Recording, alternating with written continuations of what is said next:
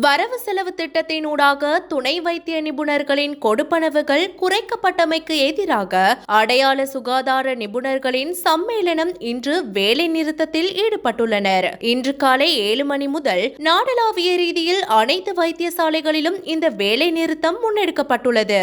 இந்த வேலை நிறுத்தத்திற்கு துணை வைத்திய நிபுணர்களின் கூட்டு சபையைச் சேர்ந்த 7 தொழிற்சங்கங்களும் இடைக்கால வைத்திய சேவைகள் கூட்டு முன்னணியைச் சேர்ந்த 11 தொழிற்சங்கங்களும் ஆதரவு தெரிவித்துள்ளன.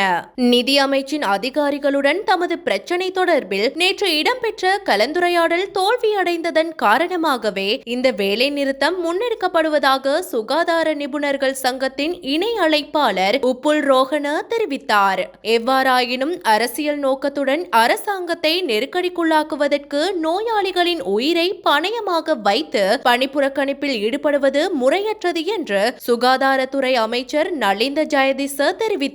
பாராளுமன்றத்தில் இன்று நடைபெற்ற அமர்வின் போது சுகாதார சேவையாளர்களின் பணிப்புறக்கணிப்பு தொடர்பில் விசேட கூற்றை முன்வைத்து உரையாற்றிய அவர், ඩීඑස් අගමැතිවරයාගේ ඉඳලා රනිල් වික්‍රමසිංහ ජනාධිපතිවරයා දක්වා තිබුණු හැම ආණ්ඩුවක්ම මූලික වැටුපට යම් දේවල් එකතු කරලා වැඩි කරලා අවසාන ගෙනත් තිබුණේ ග්‍රේඩ් 3 වල මේ නිලධාරිකු රුපියල් 32080ක් පමණයි. ඒක මෙවර අයවැයෙන් රුපියල් 54120 දක්වා වැඩි කරනවා. ඒ කියන්නේ රුපියල් 22140කින් වැඩි කරනවා. ගරු කතානායකතුමන් රුපියල් 32000ක මූලික වැටුපක් තියෙන කෙනෙකුට රුපියල් 22000ක් මූලික වැටුපට අපි එකතු කරනවා. 32,80,000 ரூபாவாக காணப்படும் சுகாதார சேவையாளர்களின் அடிப்படை சம்பளத்தை இந்த வரவு செலவு திட்டத்தினூடாக 22,040 ரூபாவால் அதிகரித்துள்ளோம். சுகாதார சேவையாளர்களின் அடிப்படை சம்பள அதிகரிப்புடன் மேலதிக கொடுப்பனவு, விடுமுறை கொடுப்பனவு உட்பட இதர கொடுப்பனவுகள் அனைத்தும் அதிகரிக்கப்பட்டுள்ளன.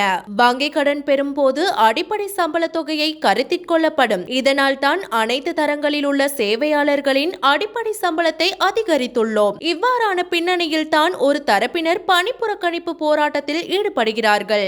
நோயாளிகளின் உயிரை பணயமாக வைத்து ஈடுபடும் இவ்வாறான பணிப்புறக்கணிப்பு போராட்டத்துக்கு எவரும் ஒத்துழைப்பு வழங்கக்கூடாது. எதிர்க்கட்சிகள் இவ்விடயத்தில் அரசியலுக்கு அப்பாற்பட்டு நாட்டு மக்களின் நலன் கருதி செயற்பட வேண்டும். தொழிற்சங்கங்களின் உண்மையான பிரச்சனைகளுக்கு தீர்வு காண்பதற்கு பேச்சுவார்த்தையில் ஈடுபட தயாராகவே உள்ளோம் என்றார்.